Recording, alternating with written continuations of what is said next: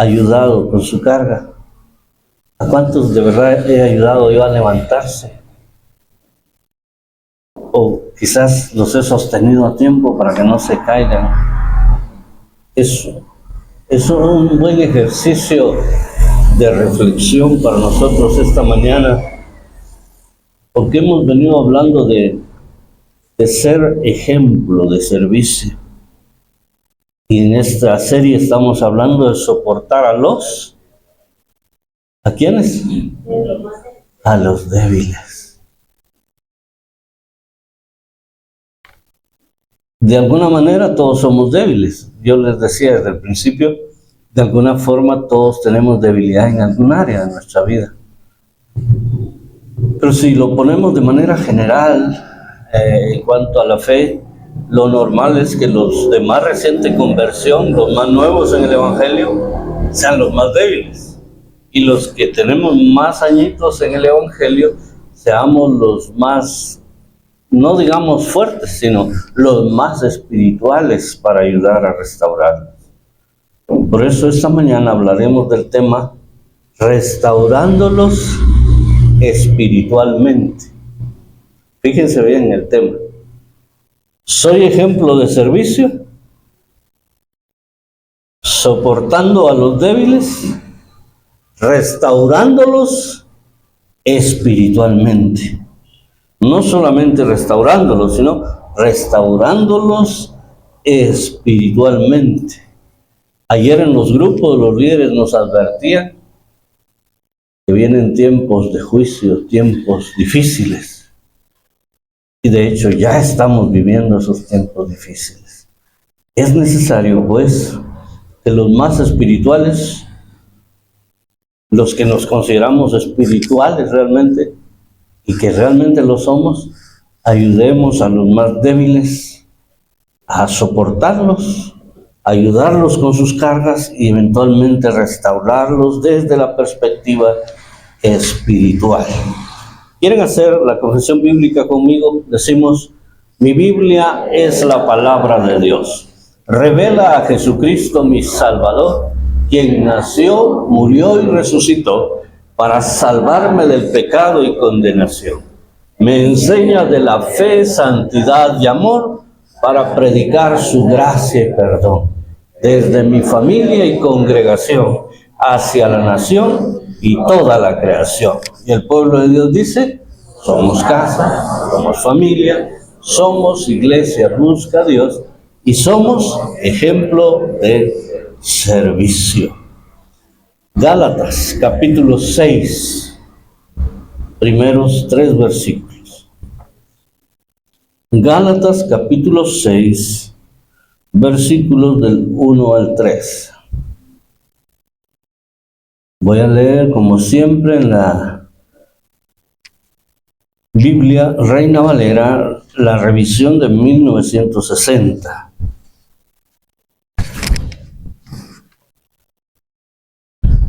Entonces, si lo encontró, ya sabe qué hacer.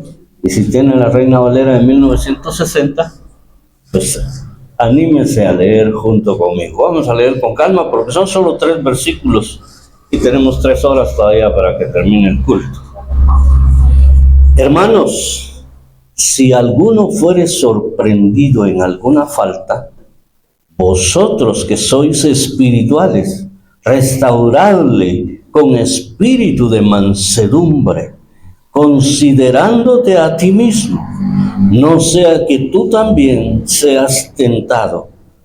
Sobrellevad los unos las cargas de los otros y cumplid así la ley de Cristo. Porque el que se cree ser algo, no siendo nada, a sí mismo se engaña. ¿Encontraron Gálatas? No escuché mucho que leyeran conmigo, ¿verdad? Pero no era obligación hacerlo, por supuesto.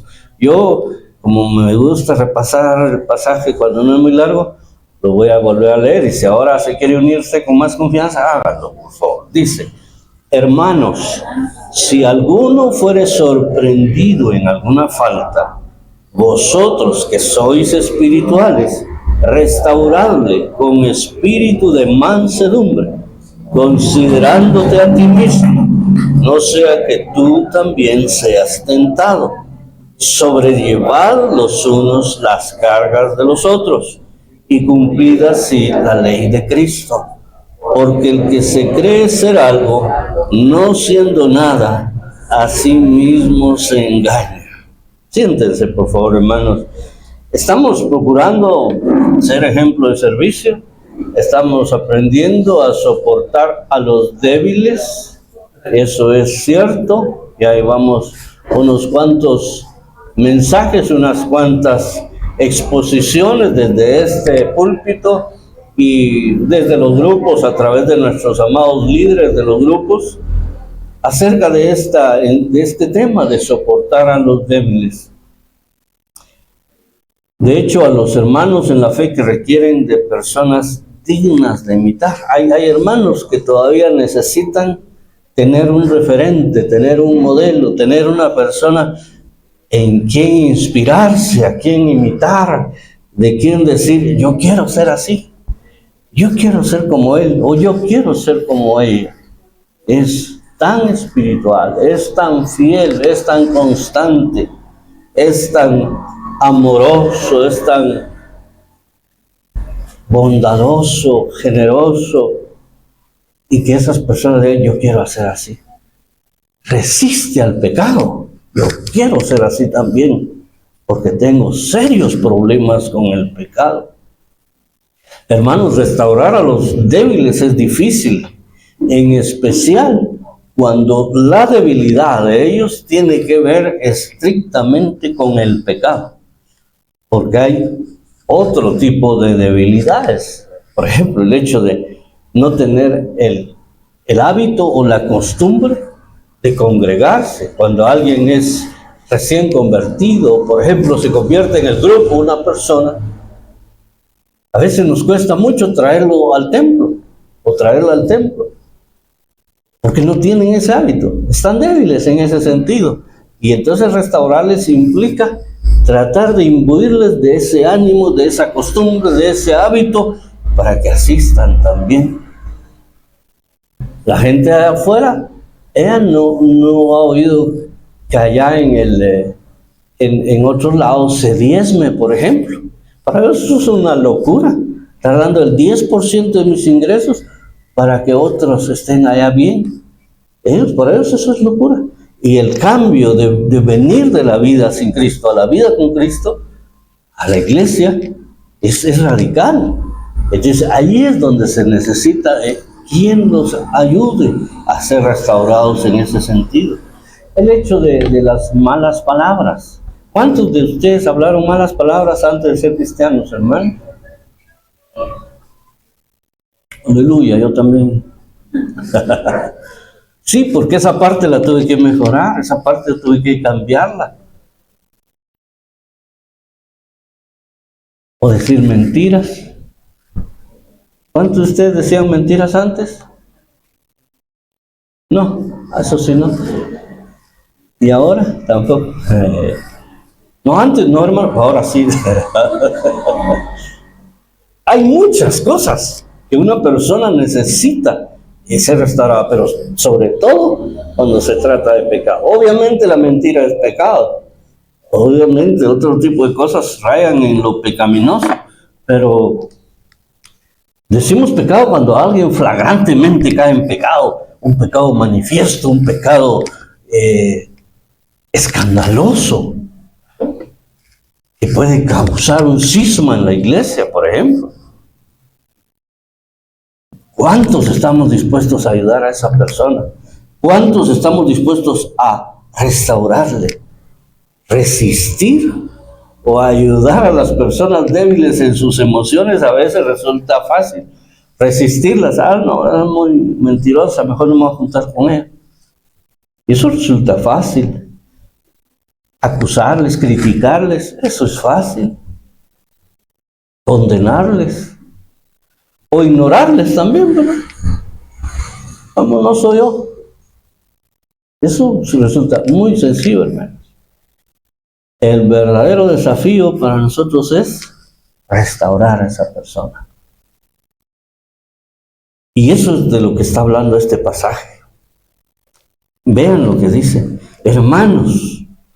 Me encanta cuando comienza diciendo hermanos, porque ¿en qué otro lado le llaman hermano a usted? Solo en la familia. Y a veces ni en la familia. A veces en la familia sobrenombre le dicen a uno. Vos. No vamos a decir aquí nada de eso. Pero a veces surgen así de manera espontánea en la familia los sobrenombres de un hermano al otro, ¿va? Y se quedan así para siempre. Y después trascienden las fronteras de la casa y los vecinos ya le dicen que sí también. Después cuando iba a la iglesia, como así le decían, así le dicen en la iglesia también.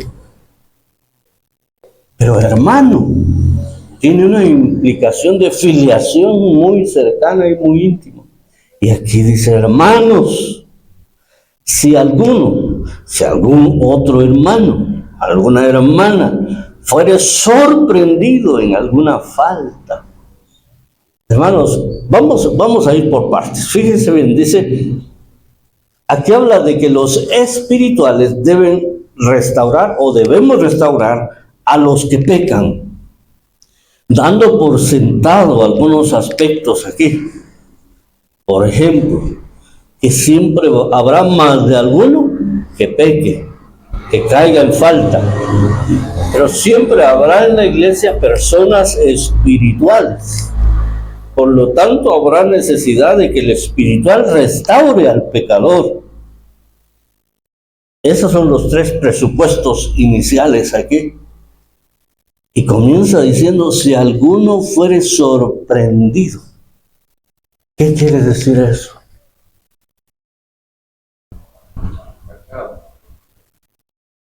Que lo cacharon. Que le cayeron con las manos haciendo pan.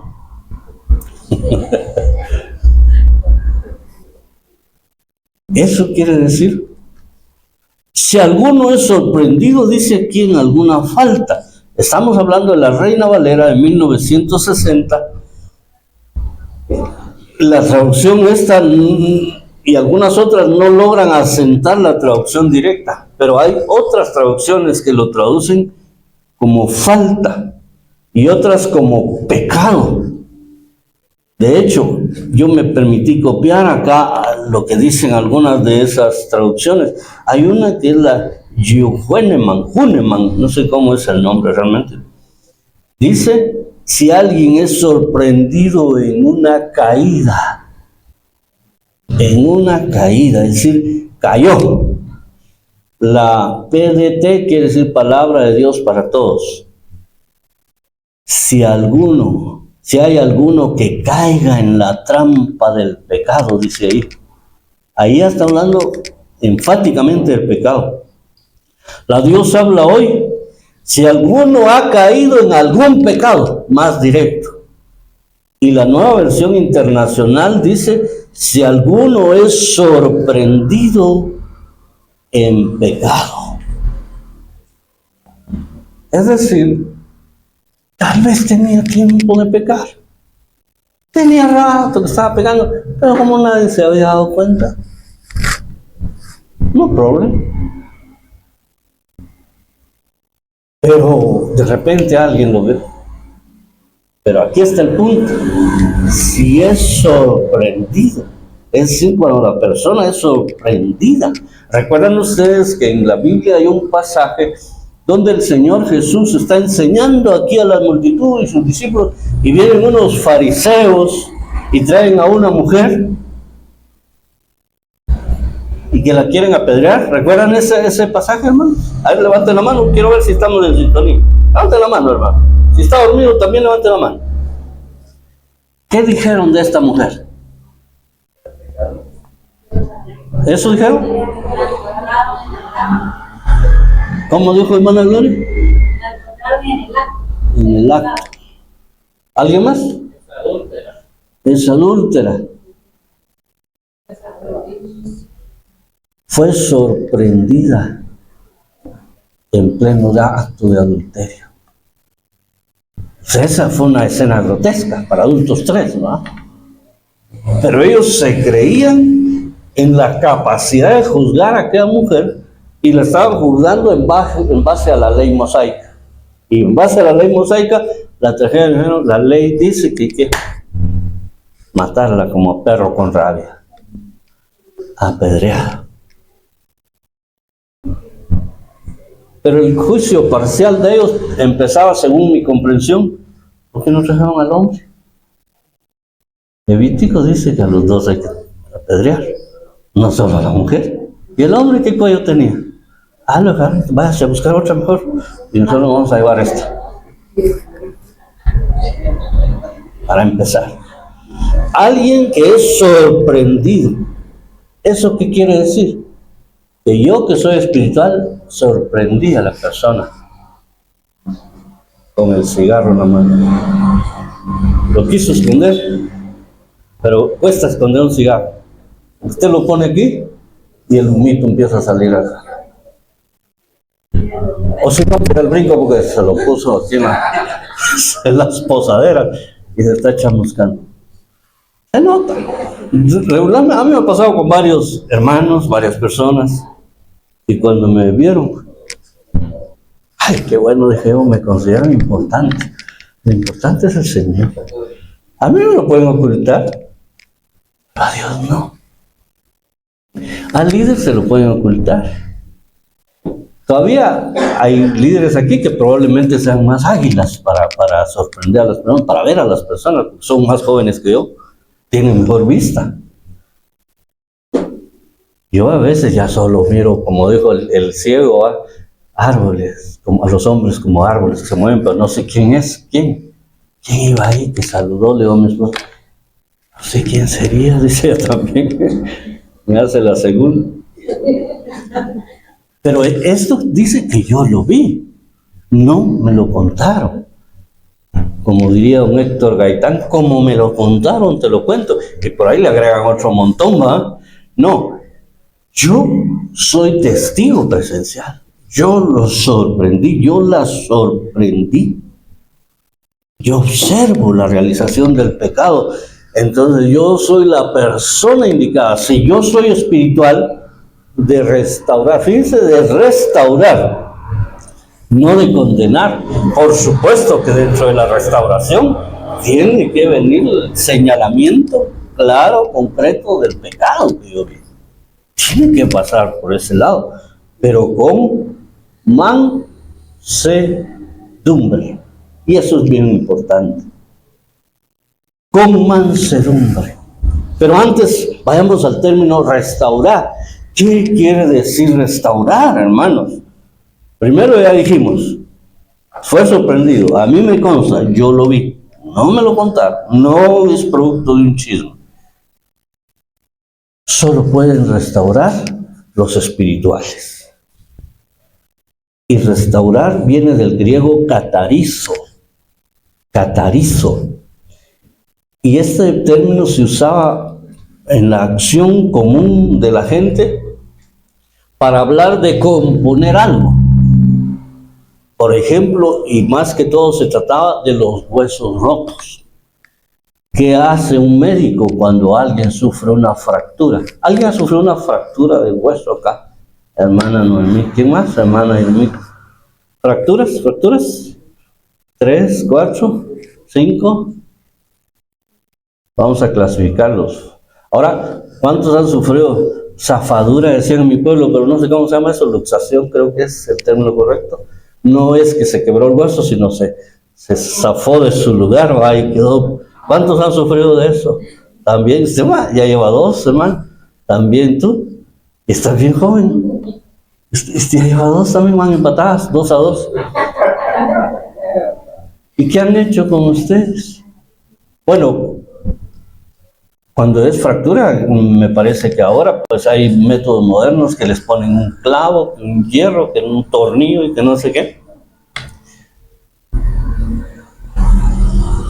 ¿Cuántos han sufrido de, cómo era lo suyo? Fisura, eso es más suave. Eso es delicado también, hermano. Ay, con razón quedó diferente. Él sufrió una fisura, no se quebró el hueso, tampoco se dislocó, pero sí pasó todas unas vacaciones enyesado. Y fue aquí abajo y le enyesaron hasta arriba, ¿verdad?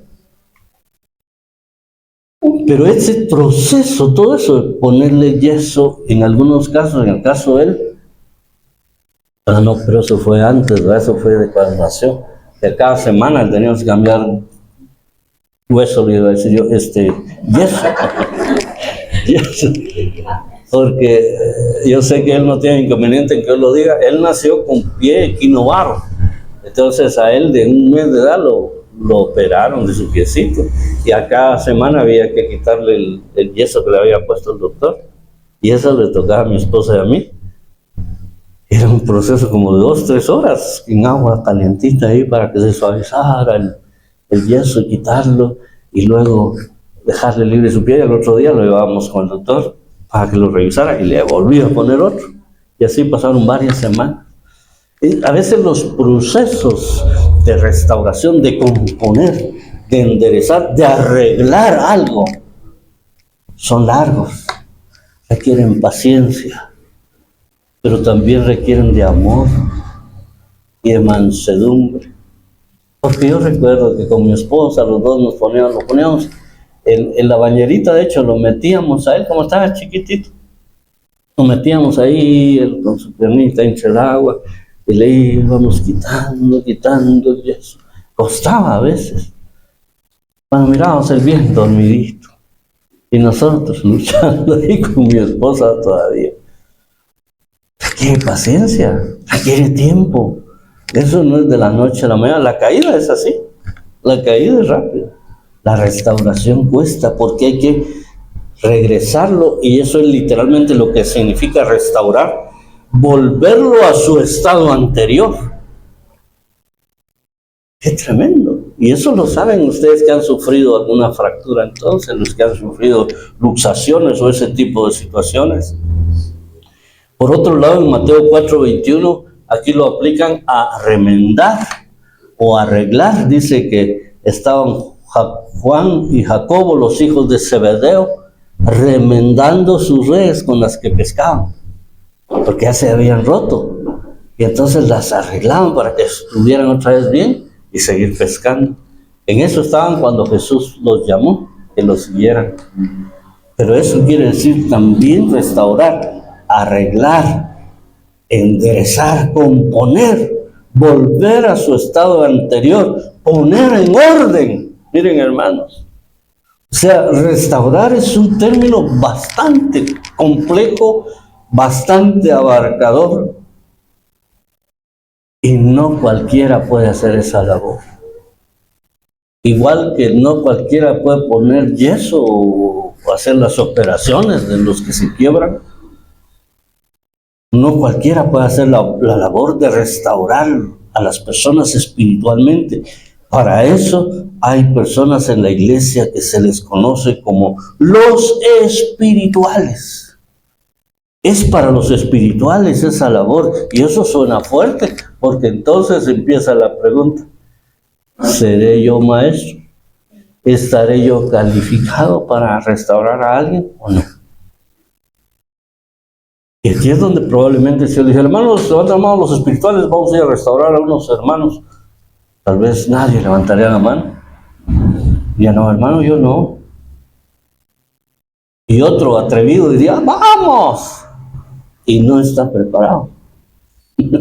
Eso es importante. Primero tiene que ser espiritual. ¿Y qué quiere decir que sea espiritual, hermano? Que hablen lenguas, que dance, que dé gritos de júbilo, que lea la Biblia todos los días, que ore. Pues si hace todo eso está bien, pero tiene que estar lleno del Espíritu Santo y tiene que ser guiado por el Espíritu Santo. En otras palabras, tiene que dejarse guiar por el Espíritu Santo. Si yo actúo por mi propia iniciativa, puedo tener buena intención, pero no lo estoy haciendo en términos espirituales. La restauración necesita que sea hecha desde la perspectiva espiritual. Ser espiritual, insisto, hermanos, es dejarse dirigir, es vivir, es hacer lo que el Espíritu Santo determina. Para nosotros debe ser algo relativo a vivir de acuerdo a los principios que emanan de la palabra de Dios, porque la palabra fue inspirada por el Espíritu Santo. Es llevar una vida de superior calidad y es llevar una vida de comunión con Dios. Esa es la persona espiritual. Esa persona es la que está capacitada para restaurar a otros. Y por eso, amados hermanos, debo decirlo con mucho temor y temblor y con mucho amor y respeto también para todos ustedes, incluyéndome. Y a veces las restauraciones nos salen chuecas, porque las hacemos empíricamente, porque no estábamos preparados. Teníamos buena intención de hacerlo, pero no lo hicimos con la dirección del Espíritu. Entonces nos sale chueca. Entonces resulta que pegamos el hueso con otro que no era. O le pusimos un tornillo muy grande y le quebró otro hueso. En fin, no estábamos capacitados para ello. Y por eso viene este elemento importante, que se debe hacer la restauración con mansedumbre. Vosotros que sois espirituales, restauradle con espíritu de mansedumbre. Por eso les preguntaba al inicio, ¿a cuántos hemos restaurado? ¿Y cuántos trabajos de restauración nos han salido bien? ¿Y cómo saber si salió bien el trabajo, hermano? Por sus frutos los conoceréis. Si usted hizo una labor, tal vez sencilla, anónima, con alguien de su grupo, con alguien de su familia, habló, le ministró, oró por ella, le aconsejó, le ayudó para que no siguiera en el pecado y le condujo al camino correcto. Y ahora mira que esa persona es fiel en todo, que está en la iglesia, que siempre está alabando al Señor, que ha cambiado su conducta allá afuera, no solo aquí adentro, allá afuera, con las personas, que ya no dice malas palabras, que ya no dice mentiras, que ya no cayó en ese pecado. Quiere decir que usted hizo un buen trabajo. Ahí es donde nos damos cuenta. Pero por eso es importante la mansedumbre. No se trata simplemente de hacerle ver su pecado, de hacerle sentir inútil, porque a veces somos un poco groseros, debo decirlo, siempre incluyéndome yo. A veces no sabemos cómo decir las cosas. A un pastor le acudió una persona, una familia, que se enteraron que su mamá acostumbraba a comprar números de lotería, pero ya era algo grande la señora, y entonces en una de esas dice que los hijos se dieron cuenta que había ganado el premio mayor la señora, pero tenían miedo de decirle porque pensaban que por la emoción de que se había ganado el gordo de la lotería, que le puede dar un infarto, por eso dan infartos también. ¿Cómo hacemos para decírselo? ¿Cómo haces? ¿Quién te anima? ¿Vos? No, yo no me animo. ¿Vos? No me animo. Ya sé, dije, pidámosle favor al pastor. Los pastores son sabios para esas cosas. Que él se lo diga. Y efectivamente fueron al pastor. Pastor, fíjese que esto pasó, mi mamá. Yo sé que eso no va mucho con la fe en el Señor, de estar comprando números de lotería, pero ella los compraba. Se ganó el gordo, el premio mayor. Pero no sabemos cómo decirle para que no le va a dar un infarto. ¿Nos haría este favor de ayudarnos? Con mucho gusto, dijo el pastor. Amén, aleluya. Vamos a orar y le vamos a decir. Y da excepción de acuerdo, llegó la señora. La sentaron todos ahí reunidos, los hijos y el pastor. Hermana, ¿cómo está? Y hasta que llegó al punto, hermana dijo, ya aquí en confianza, yo sé que nosotros los cristianos no deberíamos comprar números de lotería, dijo, pero si uno comprara, digamos que te compras un número, y se gana el premio mayor. ¿Qué haría, hermana? Yo le doy el diezmo a usted primero, dijo. ¡Pum! Cayó el pastor con infarto. Pues. Salió al revés el asunto, ¿ah? Y ya no sé el resto de la historia. Ya no sé si la señora se enteró que había ganado. Pero a veces se requiere mucha mansedumbre, mucha sabiduría para no caer en el error de ser grotescos, hermanos. Por ahí escuché yo a un pastor una vez que dijo, la verdad sin amor es brutalidad, dijo. Pero el amor sin la verdad es hipocresía. O sea que hay que combinar las dos cosas, el amor y la verdad. Hay que decir la verdad, pero con amor. Aquí utiliza el término mansedumbre. Si usted por amor no le dice la verdad, está siendo hipócrita.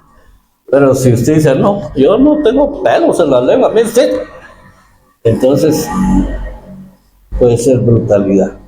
Tenemos que combinar esos elementos. Y eso es lo que pide aquí.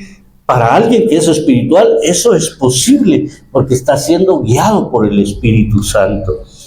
Entonces, con mansedumbre se puede lograr que la persona vuelva al estado anterior, al estado que tenía antes de caer en pecado, antes de caer en esa debilidad.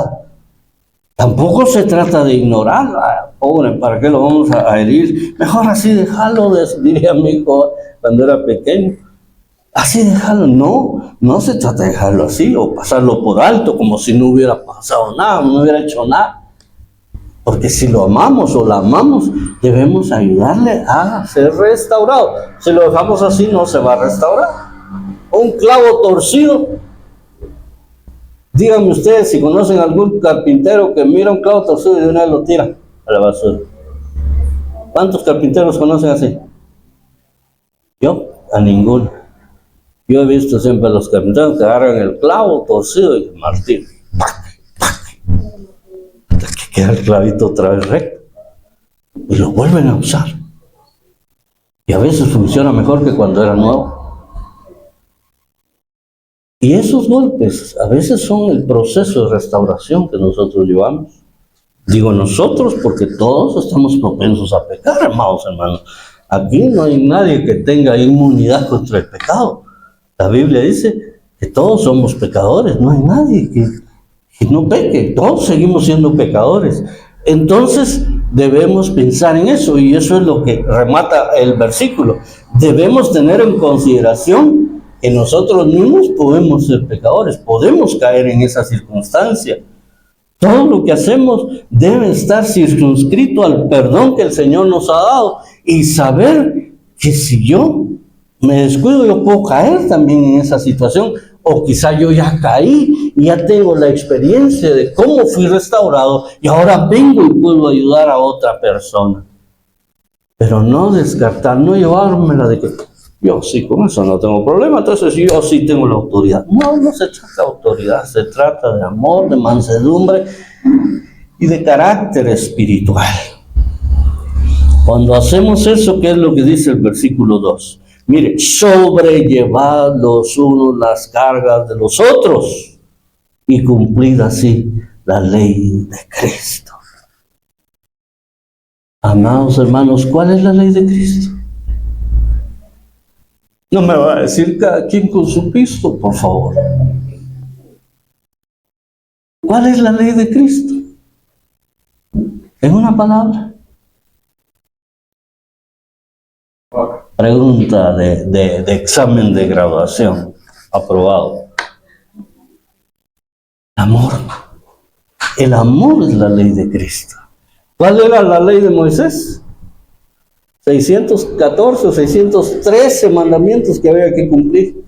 Y si fallaba en uno, fallaba en todo. La ley de Cristo es el amor. Él cumplió toda la ley perfectamente. Él fue a la cruz del Calvario y Él pagó el precio de nuestros pecados. Lo hizo por amor.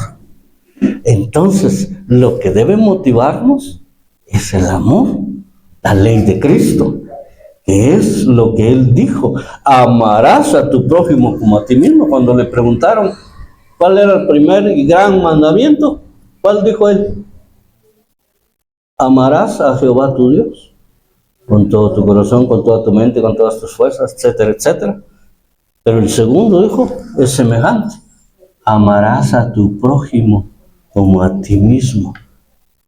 Pero en una ocasión, si ustedes me acompañan, vamos a Juan 13:34, le dijo algo más específico a sus discípulos. Juan 13:34. ¿Lo tienen? Ahí sentaditos, por favor. Dice, un mandamiento nuevo os doy. Un mandamiento nuevo os doy, que os améis unos a otros, como yo os he amado, que también os améis unos a otros.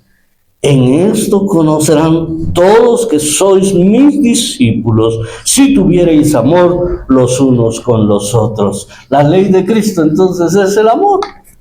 Yo voy a restaurar a esa persona porque la amo, no porque me cae mal, no porque quiero ponerla en evidencia ante la iglesia, no. La voy a restaurar porque la amo, porque así me amó Cristo a mí, porque el Señor me amó cuando yo era débil, dice la Biblia, refiriéndose al pecado, cuando aún éramos flacos, dice, cuando aún éramos débiles o pecadores, Él murió por nosotros. Entonces, amados hermanos, aquí también entra en juego lo que es la regla de oro. Como quieres que los demás hagan contigo, así debes hacer para con los demás. Yo les pregunté, ¿qué harían si vengo yo subiendo ahí con algo pesado y miran que me está costando? Todos al unísono dijeron, le ayudaríamos. Bueno, yo así escuché que todos dijeron.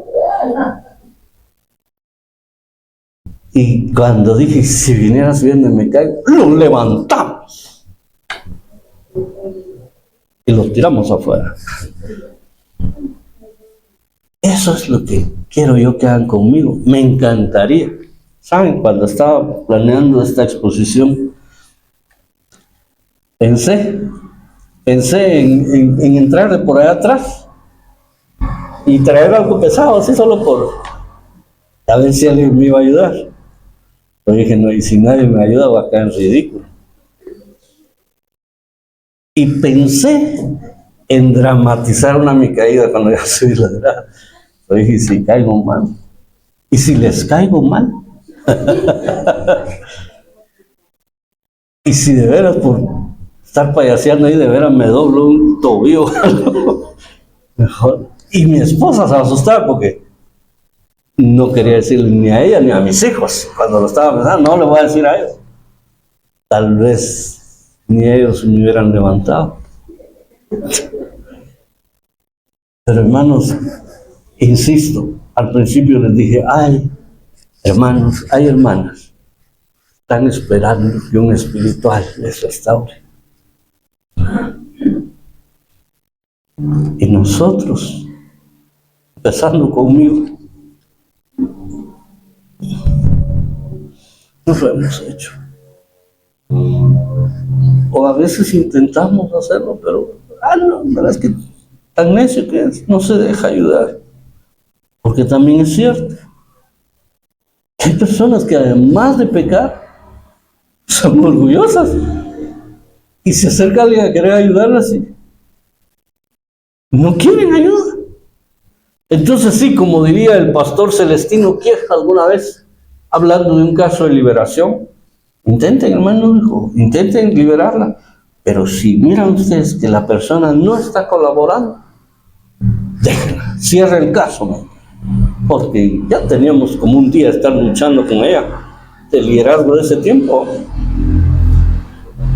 Y me dijo, cierra el caso, porque el que no quiere ayuda, ni Dios lo puede ayudar.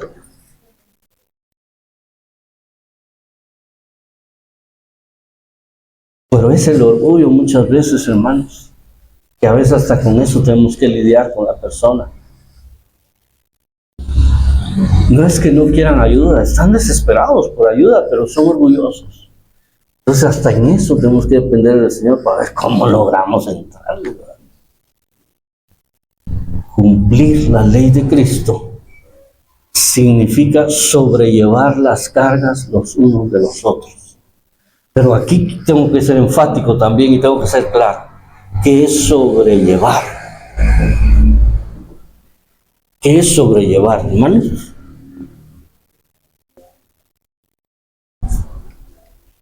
Ahorita me caía. ¿Qué es sobrellevar, hermanos? Ay, se me zafa de la mano. Se me va a caer. Se me va a caer. Se me está cayendo.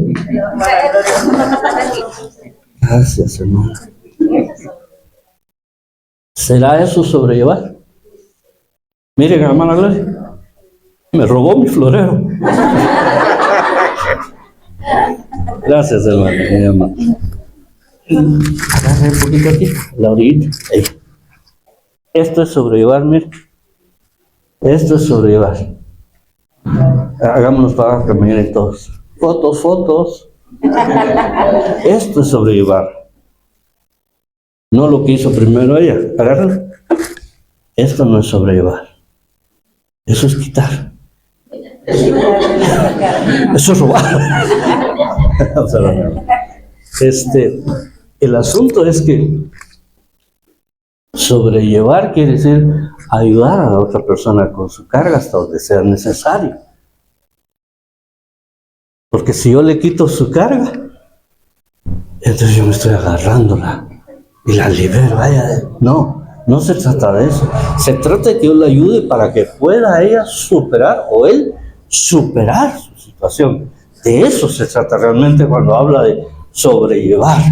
No es quitarle sus cargas, porque cada persona tiene que ser responsable de sus propios hechos delante del Señor. Cada persona es responsable de presentarse delante de Dios y arreglar cuentas. Esa persona finalmente tendrá que a lo mejor reconciliar con el Señor, hacer un nuevo voto con el Señor y pasar un proceso disciplinario en la iglesia. Incluso eso es así, no es normal. Pero no quitarle la carga. No se trata de eso. Se trata de ayudarle. Entonces, el que no puede soportar a los débiles no es un verdadero creyente. Miren el verso 3. Porque el que se cree ser algo, no siendo nada, a sí mismo se engaña. El que se cree ser algo. Está hablando de personas espirituales, ¿verdad? Entonces, si yo creo que soy espiritual y realmente resulta que no estoy haciendo bien la labor de restauración, entonces yo me estoy engañando a mí mismo. Es más, es probable que alguien piense que es cristiano y realmente no ha nacido de nuevo. Porque hasta eso suele suceder, hermanos. Hay personas, yo veo testimonios. Se hizo una campaña evangelística y que estaba aquello, pero bien hermoso, y la predicación impactante y todo.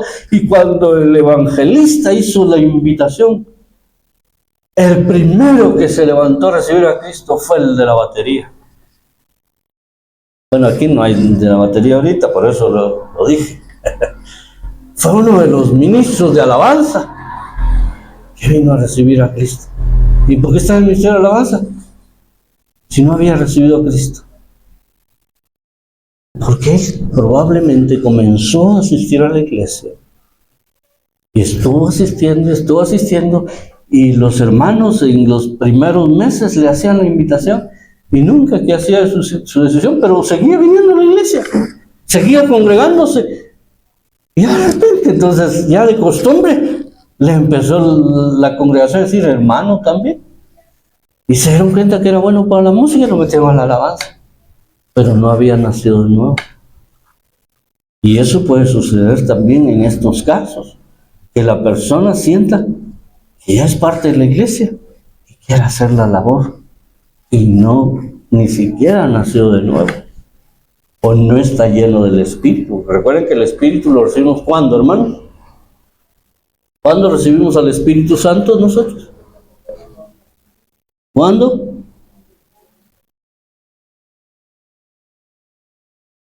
baterista no había recibido al Señor.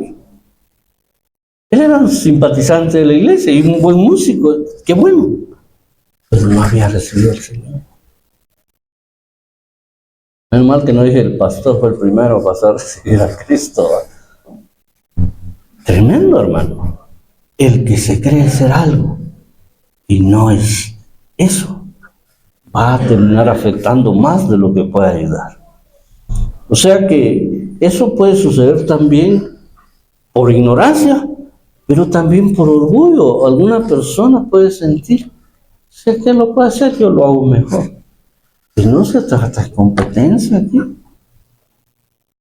Se trata de que el reino de Dios sea expandido, de que el nombre del Señor sea glorificado. De eso se trata, mis amados hermanos. La vida contigo, todo contigo es mejor. Yo me siento tan vivo desde que tengo tu amor. Yeah, yeah.